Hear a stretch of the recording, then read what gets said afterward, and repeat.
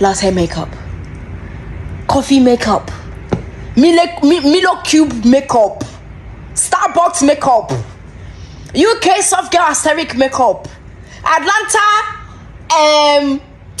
excellency bridal shower makeup, Singapore nude makeup. Otito, Otito, please don't. Please, let's be pressing our lips. As long as you don't look like a clown, that's the only kind of makeup we should all unanimously at least be on agreement for. We should all be on the same page. Whatever beverage,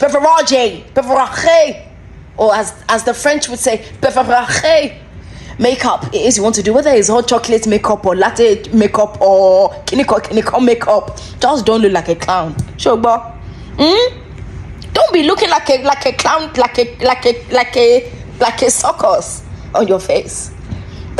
Can we all just at least agree on that? Huh? Oh, boy.